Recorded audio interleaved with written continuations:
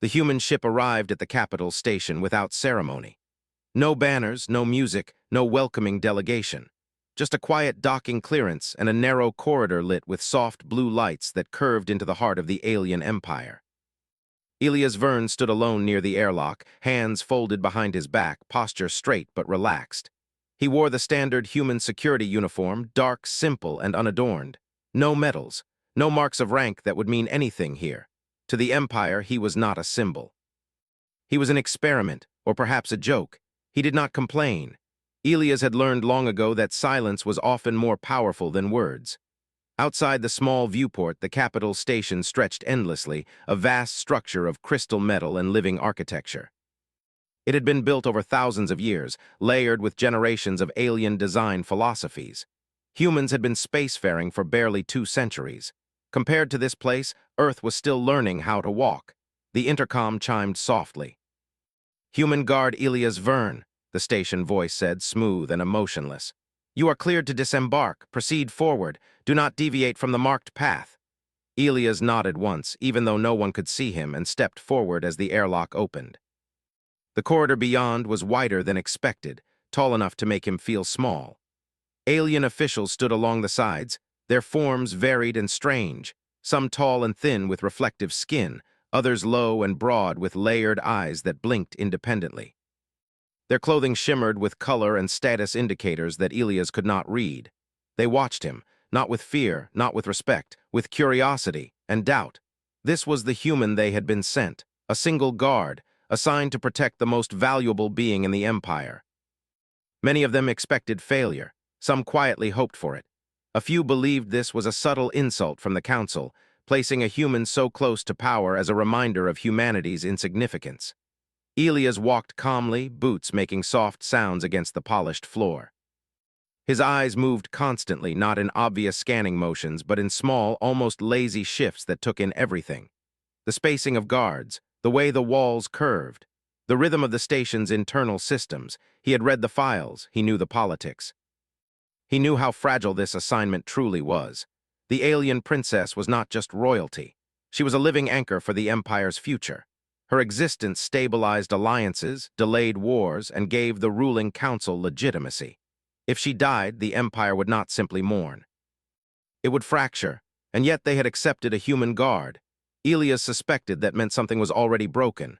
He was led through several security layers, each more complex than the last. Strange energy fields washed over him, scanning biology, intent, and neural patterns. He allowed them all. He had nothing to hide. Finally, the corridor opened into a quiet antechamber. At its center stood a single door, taller than any he had seen so far, marked with symbols that glowed softly. The escorting official stopped. "You will enter alone," the official said. "You will speak only when addressed. You will remain within 3 steps of the princess at all times unless ordered otherwise." Elias nodded again. "Understood." There was a pause. The official tilted its head, studying him. "You are calm," it said. "Most humans display elevated stress markers in this station." "I am where I am supposed to be," Elias replied simply. That answer seemed to confuse the official. The door opened. Inside, the chamber was filled with light, not harsh but warm and layered, shifting gently as if alive. The walls were translucent, showing slow-moving patterns like clouds in deep water. The air felt different, heavier somehow, as if it carried meaning along with oxygen. And at the center of it all stood the princess. She was not seated on a throne. She stood near a wide window that looked out into space, hands folded loosely in front of her. Her form was graceful, tall but not imposing, her skin a soft, luminous hue that changed subtly with her breathing. Delicate markings traced along her arms and neck, glowing faintly. She turned as Elias entered. Her eyes met his. For a moment, the room seemed to still. Elias felt it, not danger, not fear, but awareness. The strange sensation of being seen more clearly than expected. He stopped 3 steps away and lowered his head in respect, just enough to acknowledge her status without submission. "I am guard Elias Verne," he said. "Assigned to your protection." The princess studied him silently. She did not look surprised. Instead, she smiled. Not a formal smile, not a diplomatic one, a small, genuine expression of relief. "So," she said softly, her voice musical but clear, "you finally arrived." Elias lifted his gaze, careful not to stare. "Yes, Your Highness." Her eyes remained fixed on him, curious and intent. "You may call me by my name when we are alone," she said. "I find titles tiring." "I will follow your preference," Elias replied. She tilted her head slightly. "You do not ask my name? It will be given when appropriate," he said. "If you wish me to know it now, you will tell me." That earned a quiet sound of amusement from her. "Yes," she said, "you will do." Elias did not react. He simply shifted his stance subtly, positioning himself where he could see the entrances, the reflections in the walls, and the slight distortions in the energy fields. His body moved on instinct, trained by years of preparation that no alien council had truly bothered to understand. The princess noticed. Her eyes followed his movements, not with suspicion but interest. "They told me humans are impulsive," she said. "Emotion-driven. Difficult to predict." "They are not wrong," Elias answered, "but that does not mean we are careless." She turned back toward the window, gazing at the stars. "In many futures, my people underestimate that difference," she said quietly. Elias frowned slightly. "Futures." She waved a hand gently, dismissing the topic. "A talent of my species, one that has made my life complicated." He said nothing, waiting. The silence stretched comfortably between them. "You know," she said after a moment, "there were objections to assigning you here." "I read the summaries," Elias replied. "Some believed a human presence would be destabilizing," she laughed softly. "Some believed you would fail." "That remains possible," he said calmly. She turned back to him then, expression serious. "No," she said. "Not in the way they think." Her gaze sharpened, and Elias felt again that strange sensation, like standing at the edge of something vast and unseen. "I chose you," she said. Elias blinked once. "With respect, you're high." He stopped himself. "With respect, that decision was made by the council." The princess stepped closer, closing the distance he had carefully measured. She did not invade his space, but she was near enough that Elias could see the subtle patterns in her eyes, shifting like starlight. "They sent you," she said, "but I chose you even before they did." Elias met her gaze, confusion flickering across his controlled expression for the first time. "I do not understand," he said. "I know," she replied gently. "You will." She turned away again, signaling the end of the conversation, at least for now. "You may take your position," she added. Elias moved to stand where he had the best view of the chamber, his mind working quietly. He did not believe in destiny. Humans, as a rule, did not trust prophecy, but he believed in patterns, in preparation, and in responsibility, and something about this assignment felt heavier than any he had carried before. Outside the chamber, the Empire continued its slow, careful dance of politics and power, unaware that a small shift had already occurred. A human stood guard, and the future was watching. Elias quickly learned that the princess's world was built from quiet rules. Nothing here was loud unless it had already become too late. In the first hours after his arrival, he stayed still and watched. The chamber assigned to the princess was not a simple room. It was a small ecosystem, designed to soothe and protect, and also to remind her that she was always being observed. The walls carried gentle light that shifted with her heartbeat. The air held a faint scent like rain on stone. Even the floor seemed to soften its sound when she walked. But Elias did not trust beauty. Beauty could hide traps better than steel. The princess moved through her routines with a calm grace that looked natural, but Elias noticed the small pauses. She would stop near a door for half a second longer than needed. She would look at certain attendants as if searching for something behind their faces. She would touch a piece of furniture, then remove her hand like she had felt a cold warning. She was not relaxed. She was careful, and she watched Elias almost as much as he watched everything else. Two attendants entered after the initial meeting, both carrying trays of objects that looked like thin crystal plates. They placed them on a low table and bowed. The princess thanked them politely. When they left, she walked to the table and stared down at the plates.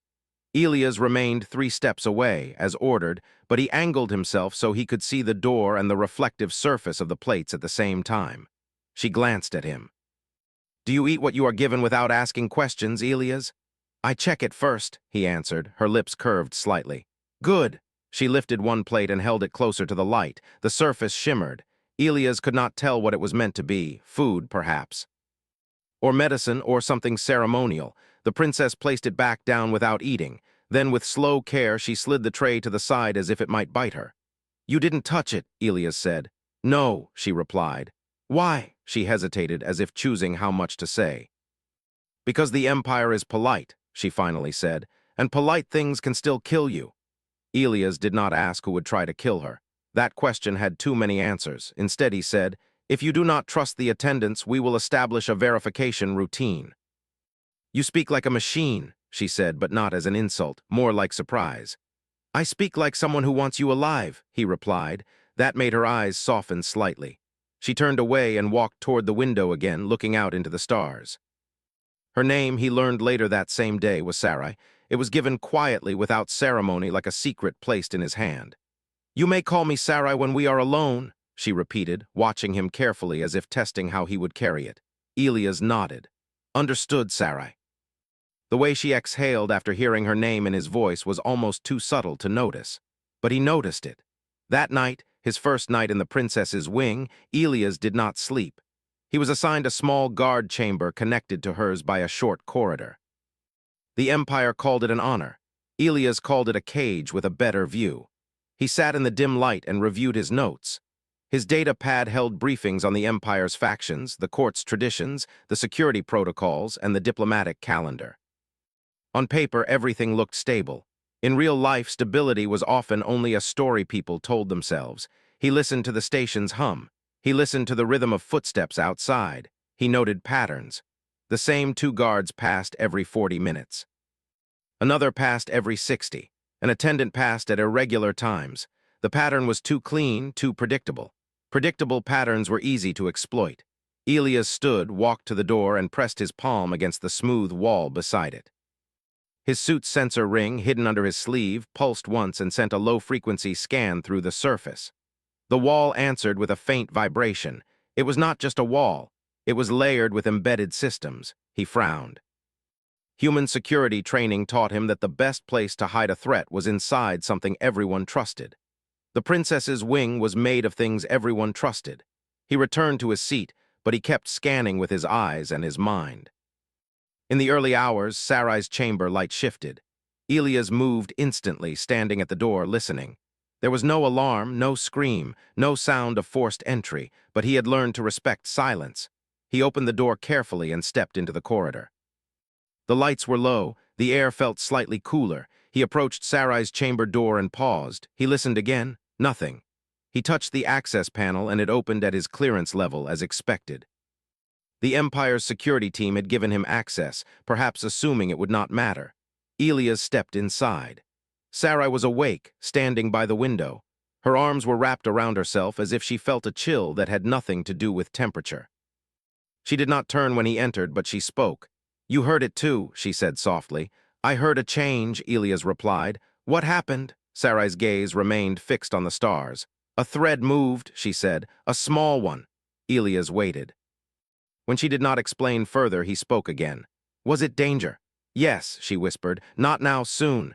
Elias took a slow breath. "Did you see who?" Sarai shook her head. "Not a face, not a name, just the shape of the moment, like a shadow before a storm." Elias stepped closer, careful to keep his voice calm. "Sarai, I need to understand how your ability works. If I am to protect you, I need details." She turned then. In the dim light, her eyes looked almost human in their emotion, even if their structure was alien. She looked tired, older than her age. "You want a map," she said. "I have only glimpses." "Glimpses can be enough," Elias replied. Sarai studied him for a long moment, then she nodded slightly. "My people call it the sight," she said. "Most of us have it in tiny amounts. Small instincts, brief warnings, but I have more, not control, not choice, just more." Elias remained silent, encouraging her to continue. "I see paths," Sarai said. "Not one future, many, some bright, some dark, most are uncertain. They twist when people make choices." "That's normal," Elias said quietly. "Choices change outcomes." "Yes," she replied, as if that word carried a weight. "But the Empire hates that. The Empire wants to believe everything is decided. They build rituals and laws as if time itself is a tool they can hold." Elias felt something cold in his gut. "And your sight threatens that belief." Sarai gave a small nod. "They keep me close because I reassure them. They say, if the princess sees the future, then the Empire is safe. But the truth is, I see the Empire fall. I see it break again and again." Elias did not show his reaction. He had expected political danger. He had not expected something deeper. How does that relate to me? He asked. Sarai's expression softened. Because you appear, she said. In the future where I live, you appear. Elias blinked slowly. That's why you said you chose me. Yes, Sarai replied. Long before they sent you, I saw a human guard, not always you. Sometimes your face changes, but the presence is the same. A human standing where others would kneel, a human refusing to accept Elias' safety. Elias considered that carefully. If it's not always me, then the important part is not my name. Sarai's lips curved faintly. No, she said, it is what you are. Elias did not like being reduced to an idea, but he understood what she meant. Humans were still new in the galactic coalition. Many species saw them as loud, chaotic, and dangerous mostly to themselves. Humans fought their own wars, argued with their own leaders, built and destroyed and rebuilt. They were not graceful. They were not ancient. They did not have the Empire's polished traditions, but humans adapted. Sometimes adaptation looked like disrespect to those who lived inside rigid systems. Elias glanced around Sarai's chamber, looking for anything out of place. You felt a danger, he said. Did you feel where it will come from? Sarai hesitated. From within, she said finally. Not from an outside enemy, not from a battle fleet, from inside the court, inside the rules. Elias' jaw tightened slightly. Then it will be subtle, Sarai nodded. Yes, Elias straightened. Then we will be subtler. Sarai watched him with a strange mix of hope and fear. That is what I saw, she whispered. You say it like that, like you're already moving. Elias paused. Sarai, I need you to tell me something. When you see these futures, do you ever see what happens if you tell me too much? Her gaze flickered like a candle in a draft. Yes, she said quietly. There are futures where the act of warning you creates the event. There are futures where silence kills me. There are futures where speaking kills you. Elias absorbed that. So we must choose what to share and when. Yes, Sarai said. Elias exhaled slowly. Then for now, tell me only what you already told me, danger soon from within through rules. Sarai nodded. That is safe enough. Elias stepped back. Return to rest. If you sense something sharper, wake me. Sarai's eyes lingered on him. You do not fear it? She asked. Elias' voice was calm. Fear is not useful, preparation is. Sarai's shoulders lowered slightly, as if his steadiness gave her permission to breathe. He returned to his guard chamber, but he did not sit. Instead, he began quietly building a plan in his head. First, he needed information. In the next days, Elias watched the princess's schedule carefully. It was filled with safe events, meetings with advisors, ceremonial appearances, cultural rituals, and private lessons in statecraft. Safe events were the perfect cover for harm. He started by observing the staff. There were attendants who cared for Sarai's clothing and meals. There were couriers who delivered messages. There were ceremonial guards who stood outside the wing but never entered. There were advisors who visited with polite smiles and hidden agendas. Elias kept his face neutral and his words brief, but he listened. He listened to what they said, and he listened to what they avoided. He noticed that some attendants were too careful with their eyes around him, as if trying not to show contempt.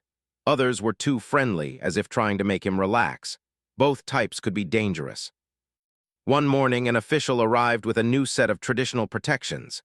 They were small devices meant to be worn near the wrist and neck, delicate and beautiful, embedded with ancient symbols. Protective charms, the official explained in a formal tone. Worn by every royal for centuries, they will strengthen the princess's biofield stability. Elias watched Sarai's expression. She remained polite, but her fingers twitched slightly. Elias stepped forward. I need to inspect them. The official's eyes narrowed. They are sacred. They are objects, Elias replied evenly. Anything worn by my protected person is subject to inspection. The official seemed offended. Human, these are not your... Elias did not raise his voice. He did not threaten. He simply stood still like a locked door. The silence stretched. Sarai spoke gently. Let him inspect them, she said. If they are sacred, they will remain sacred. The official reluctantly handed them over. Elias took them carefully. His hidden sensor ring scanned the materials. The readings came back strange. Nothing openly toxic, no explosive residue, no clear weapon systems. But something was wrong. The devices carried a faint electromagnetic pulse that was not part of their design, like a heartbeat layered under another heartbeat.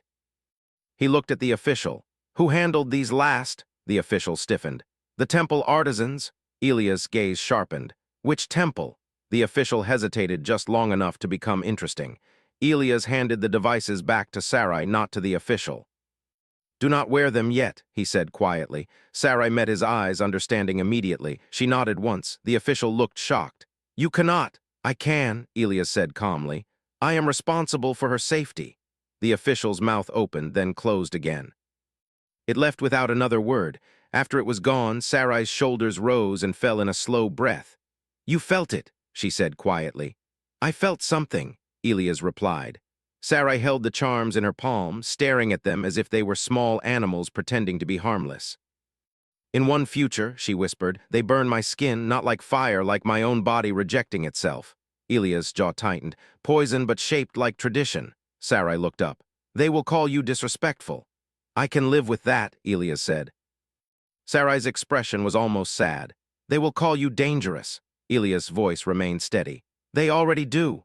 Over the next week, the pressure increased. Small tests appeared, wrapped in politeness. A meal arrived with an unusual scent, and Sarai hesitated before eating. Elias scanned it, then quietly replaced it with a sealed ration from his emergency supplies. The attendants looked offended, but Sarai did not argue.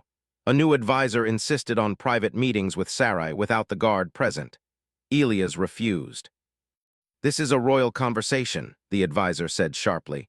"And she is a royal target," Elias replied. The advisor's eyes were cold. "You are not one of us human." Elias met the gaze without blinking. "No," he said, "that is why I am here." Sarai watched these exchanges with a stillness that looked passive to outsiders, but Elias noticed the way she tracked each reaction, each shift in power. She was learning, and so was he. One evening, Sarai asked him to walk with her in the inner garden of the wing. It was not a true garden, but a space designed to mimic one, with living plants that glowed softly and water that ran in perfectly quiet streams. Elias kept his position, 3 steps away, but he allowed her the illusion of privacy. Sarai stopped near a plant with pale leaves and looked at it for a long time. "Humans," she said softly, "do you always question what you are given?" Elias considered. "Not always," he admitted. "But we learn quickly when not questioning gets us hurt." Sarai's gaze remained on the plant. "My people learn to survive by building systems," she said. "Rules, traditions, rituals. They believe if the system holds, they will be safe." "And you don't believe that," Elias said. Sarai's eyes tightened. "I have watched the system kill people and call it necessary," she said. "I have watched it smile while it poisons." Elias felt anger rise in him, but he kept his voice level. "Then the system is compromised." Sarai turned toward him. "Do you know why they fear humans?" she asked. "They fear what they don't control," Elias replied. Sarai's lips pressed together. "Yes," she said, "but more than that, they fear that humans do not pretend. You show what you are. You do not wrap your intent in ceremony. You do not hide behind ancient words." Elias did not feel proud. He felt focused. Sarai stepped closer, her voice lower. "In the futures I see," she whispered, "so many people die because they follow rules even when the rules are wrong." Elias' eyes narrowed. "Then we don't follow wrong rules." Sarai's expression flickered with something like hope. "That is what I saw," she said again, like the words were a prayer. Elias did not like being part of prophecy. But he could not deny that something about Sarai's sight lined up with his instincts. The threats were not random. They were systematic, and that meant the enemy was patient. Soon, an invitation arrived. It was written in elegant imperial code, translated into human language for Elias' benefit. A diplomatic convergence would be held in 3 days. Several major faction leaders would attend. Sarai would appear publicly, speak a short ceremonial blessing, and present a symbol of unity. The court described it as a celebration. Elias read it as an opportunity. He studied the schedule, the route through the station, the security arrangements assigned by the Empire. Then he saw the problem. The princess was to walk through a corridor known as the Glass Way, a ceremonial passage made of transparent material that looked out into the station's inner void. Beautiful, iconic, and dangerously exposed, he requested an alternative route. The request was denied within an hour. He requested additional human security support. Denied. He requested a full scan of the Glass Way's structural systems. Approved, but with restrictions. Elias stared at the approval notice. It did not allow him to bring his own scanning tools. He would have to use the Empire's equipment, supervised by Imperial technicians. A scan controlled by the same system that might be trying to kill Sarai was not a scan he trusted. He went to Sarai that evening. She was seated near the window, reading from a floating display. When she saw his face, she lowered it immediately. "What is it?" she asked. "The convergence," Elias said. "They want you to walk through the glass way." Sarai went still. The light in the room shifted subtly, dimming as her body reacted. "That corridor," she whispered. "You know it," Elias said. Sarai's eyes were distant now, like she was looking at something that wasn't in the room. Her hands clenched slightly. "I have seen it," she said. Elias stepped closer. "Tell me," Sarai swallowed. "In many futures," she whispered, "I walk there and something fails, something falls, something breaks." "A structural collapse?" Elias asked. Sarai's gaze snapped to his. "Not only that," she said, "it is not a simple accident. It is designed to look like one." Elias' mind moved quickly. The glassway was a perfect trap, a ceremonial route no one would question, controlled by imperial systems, filled with witnesses who would accept any official explanation. He asked, "Do you see who triggers it?" Sarai shook her head. "No face, only the moment, a sound like a chime, a pause, then the world tilts." Elias looked down briefly, thinking, "Then we do not let the moment happen as planned." Sarai stared at him. "They will force it." "They'll try," Elias replied. Sarai's voice trembled. "In some futures you die there." Elias held her gaze. "In some futures I don't." Sarai's breath caught slightly, as if those words mattered more than they should. Elias continued, "We need to change variables. Your position, your timing, your surroundings. If the trap depends on a ritual sequence, we break the sequence." Sarai looked uncertain. "If you openly resist, they will call it defiance." Elias' expression did not change. "I am not here to be liked." Sarai's eyes searched his face. "Why?" she asked suddenly. "Why are you like this?" Elias hesitated, not because he didn't know, but because he rarely spoke of himself. Finally, he said, "Because humans learned that if you wait for permission to survive, you don't." Sarai stared at him as if tasting the meaning of that sentence. Then she nodded slowly. "That," she whispered, "is why I chose you." Elias did not respond. He simply began building the plan in his head, piece by piece. The next day, he started quietly testing the Empire's systems without announcing it. He spoke politely with technicians, asking basic questions that sounded harmless. How maintenance schedules were decided, how energy fields were calibrated, how structural supports were monitored. He acted like someone trying to understand, not accuse. Most technicians dismissed him, some humored him, one or two answered too quickly, too smoothly. Those were the ones he remembered. He also did something the Empire did not expect. He watched people's hands, not their faces, not their titles, not their words. Hands revealed the truth more often. Who touched what? Who avoided touching? Who held something too carefully or too casually? Who had stains under their nails from unfamiliar materials? By the end of the day, Elias had a short list of concerns and no direct proof. Proof was hard to get in a system designed to erase it. That evening, Sarai found him in his guard chamber. She stood in the doorway, hesitant, as if unsure if she was allowed to enter his space. Elias rose at once. "Sarai," she stepped inside slowly. "You did not sleep again," she said. "I will sleep when you are safe," he replied. Sarai looked at him with a strange expression. "Do you know," she said, "that my people consider rest a sacred duty? They believe exhaustion leads to mistakes." Elias gave a small, almost invisible smile. "They're not wrong." Sarai's gaze moved over his simple room. It looked small compared to hers, plain and functional. No beauty, no symbols, just tools, data pads, and quiet discipline. "You live like you are always waiting for a problem," she said softly. Elias' smile faded. "Because problems don't send invitations," he replied. Sarai was silent for a moment. Then she took a step closer and lowered her voice. "There is something else," she said. Elias' eyes sharpened. "What?" Sarai's hands tightened together. "The court is speaking about you," she whispered. "That's expected," Elias said. "They are not only speaking," Sarai continued. "They are shaping a story. They say you are too close, too controlling. Too disrespectful. They say you are limiting my freedom." Elias felt a cold anger, but he kept it contained. "They want to isolate you," he said. Sarai nodded. "Yes." Elias leaned slightly forward. "Sarai, listen to me. If they try to separate us during the convergence, you must resist, even if it looks rude." Sarai's eyes widened slightly. "They will pressure me. They will use tradition. They will say it is improper for a human to stand so close." Elias' voice was firm but calm. "Then let them call it improper. Your life matters more than their comfort." Sarai swallowed. "You speak like my life is simple." Elias' gaze softened slightly. "No," he said quietly. "I speak like your life is real." That seemed to land somewhere deep inside her. Her shoulders lowered, her breathing steadied. Then she asked something unexpected. "Elias," she said softly, "do humans bond quickly?" He blinked once. "With some things," he said carefully. "Yes," Sarai's eyes flickered. "My people bond slowly," she said. "We are taught to be careful with attachment. Attachment can be used." Elias understood that more than she knew. "Attachment is always a risk," he said. Sarai looked down for a moment. "And yet," she whispered, "in the future where I live, you look at me like I am not a tool." Elias felt a quiet heaviness in his chest. "You are not," he said simply. Sarai lifted her gaze to his. "Then promise me something," she said. Elias' voice stayed steady. "What?" "When the convergence comes," she said, "and the moment tilts and everything tries to pull us apart, do not let them make you doubt yourself." Elias held her gaze. "I won't," he said. Sarai nodded as if she needed to hear it spoken aloud. Then she stepped back toward the door. Before leaving, she paused. "I can't see everything," she said quietly, "but I see one thing clearly." Elias waited. Sarai's voice was almost a whisper. "Humans do not always win," she said, "but when they decide something matters, they become very hard to move."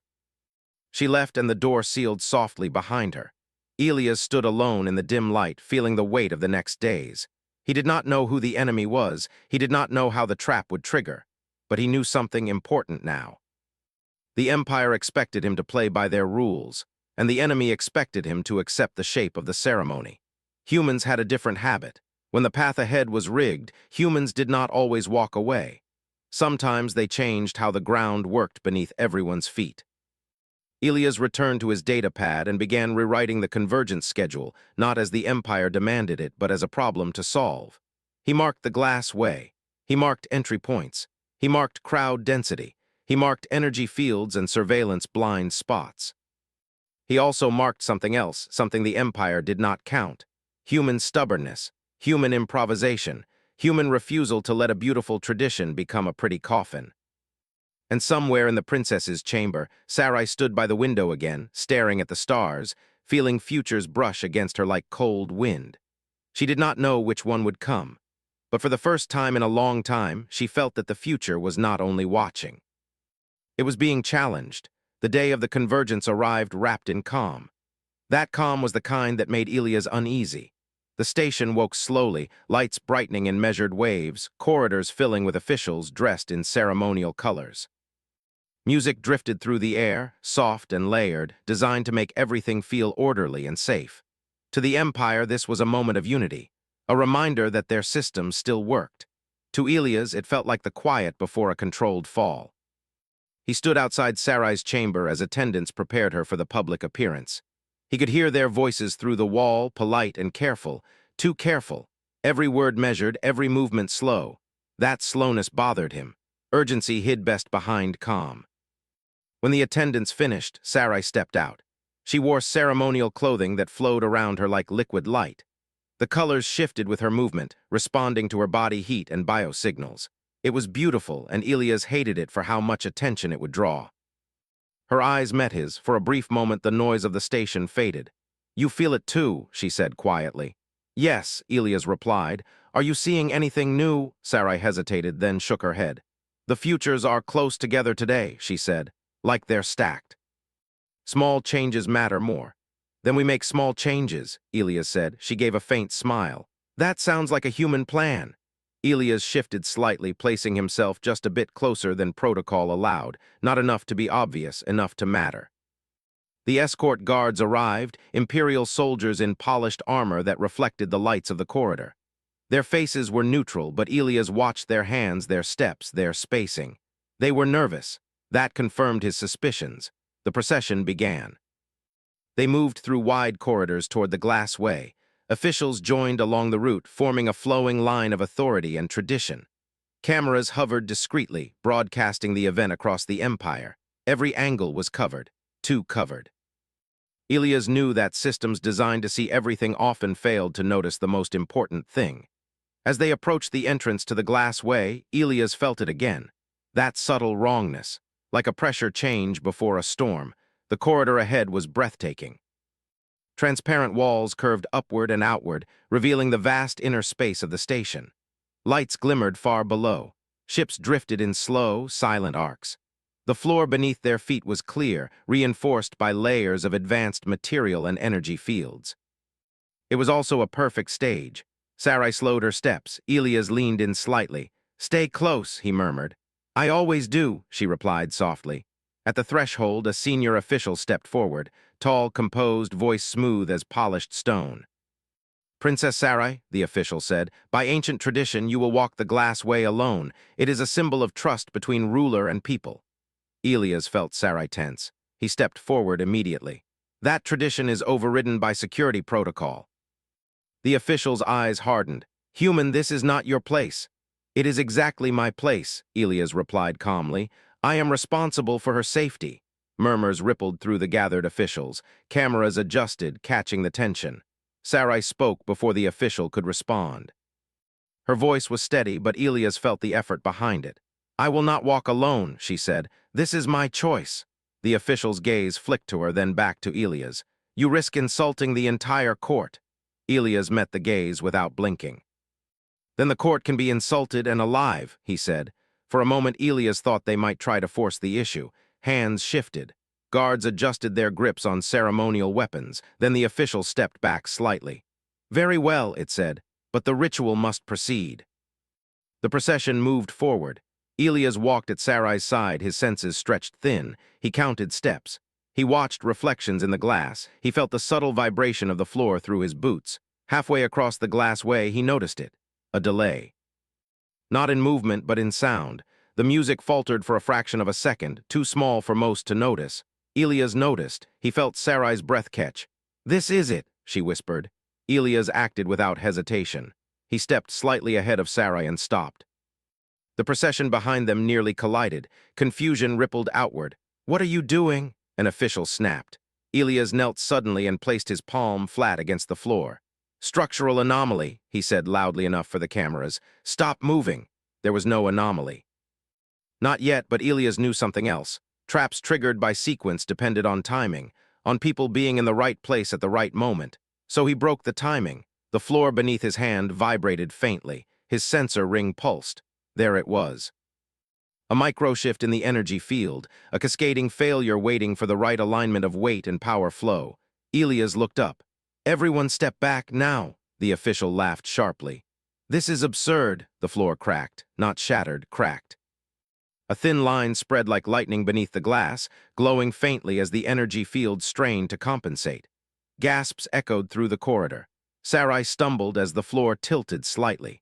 Elias grabbed her arm and pulled her close, anchoring her weight to his. "Move," he shouted. Guards surged forward, panic breaking through discipline.